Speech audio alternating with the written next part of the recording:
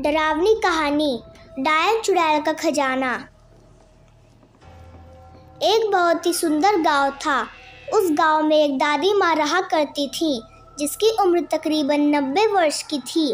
गांव के सारे बच्चे रोज उससे कहानी सुनने की जिद किया करते थे और वह सभी बच्चों को साथ में बैठाकर तरह तरह की कहानियाँ सुनाया करती थी। एक बार की बात है, एक लड़का दादी माँ से जिद करने लगता है कि मुझे आज डरावनी चुड़ैल की कहानियाँ सुननी हैं। लेकिन दादी माँ उन बच्चों को तो भूत की कहानी नहीं सुनाना चाहती थी। उन्हें लगता है कहीं बच्चों के मन में डर ना भर जाए। लेकिन सभी बच्चे दादी माँ से जिद करने लगते हैं। तभी दादी माँ कहानी सुनाना शुरू करती हैं। एक जंगल में एक पहाड़ी थी। वहाँ एक डरावनी चुड़ैल रहा करती थी। उस पहाड़ी में एक छोटा सा खंडहर था।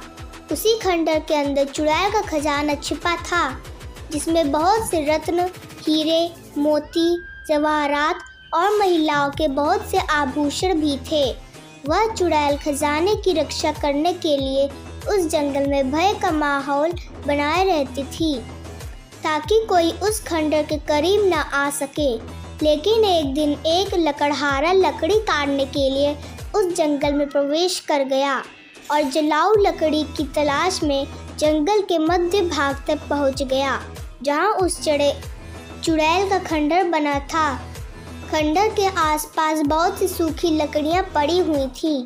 उसने सोचा कि इससे उत्तम जलाऊ लकड़ी तो कोई हो ही नहीं सकती जो पूरी तरह सूखी हुई थी। वह लकड़हारा खंडहर की सीढ़ियों से लकड़ियां इकट्ठा करता हुआ आगे बढ़ता गया। जैसे ही वह द्वार तक पहुंचा, वहां एक बहुत ही विशाल दरवाजा था जो पूरी तरह लकड़ी का बना हुआ था। लकड़हारे ने आज से पहले इतनी खूबसूरत कारीगरी कभी नहीं देखी थी। जैसे ही उसने उस दरवाजे को स्पर्श किया, उसे अजीब सा एहसास हुआ।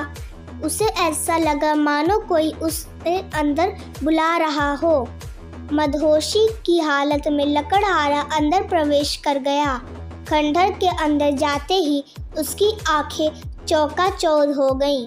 बड़े बड़े मिट्टी के बर्तनों में अशर्फियाँ, सिक्के और हीरे जवाहरातों का भंडार था। लकड़हारे ने आज से पहले इतनी दौलत कभी नहीं देखी थी।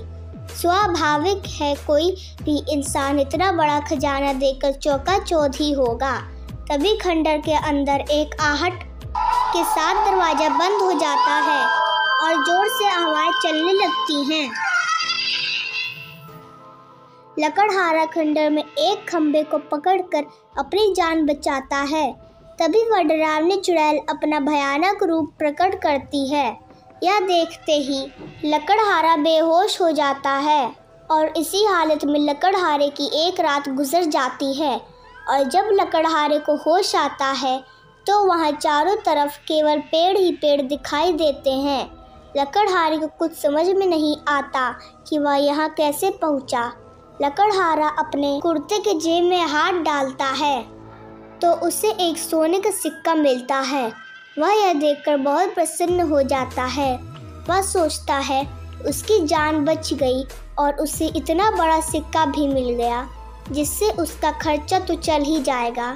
और वह उत्साहित होकर अपने गांव वापस बिना लकड़ियों के ही आ जाता है। घर में आकर सभी को यह बात बताता है, लेकिन उसके घर वाले कोई भी प्रतिक्रिया नहीं देते। उसे लगता है मैं इतनी ज़ोर ज़ोर से सब कुछ अपनी बातें बता रहा हूँ, लेकिन कोई मेरी बातें सुन क्यों नहीं पा रहा। तभी वह पास में ही पड़े पानी के बर्तन में मुंह धोने के लिए हाथ डालता है, लेकिन वह पानी की एक बूंद को भी स्पर्श नहीं कर सकता। उसे कुछ समझ नहीं आता कि वह अदृश्य हो गया है या उसकी मृत्यु हो चुकी है। और तभी दादी माँ सभी बच्चों को नींद से जगाती हैं। दरअसल कहानी सुनते सुनते सभी बच्चों को नींद आ चुकी थी और जैसे ही सभी बच्चों की आँख खुलती है तो सभी बच्चों के हाथ में एक एक सोने का सिक्के होते हैं। और वह बच्चा जिसने दादी माँ से कहानी सुनने की जिद की थी, वह गायब हो चुका होता है। दादी माँ चारों तरफ उसकी तलाश करती हैं, लेकिन वह कहीं नहीं दिखाई देता। सभी बच्चे सोचते हैं, आखिर वो गया कहाँ? वह बच्चा रहस्यमयी लड़का बनकर रह जाता है। अगर आपको मेरी कहानी अच्छी लगी तो प्लीज़ मेरे चैनल को सब्सक्राइब कीजिए और लाइक और बेल आइकन का बटन दबाना ना भूलें।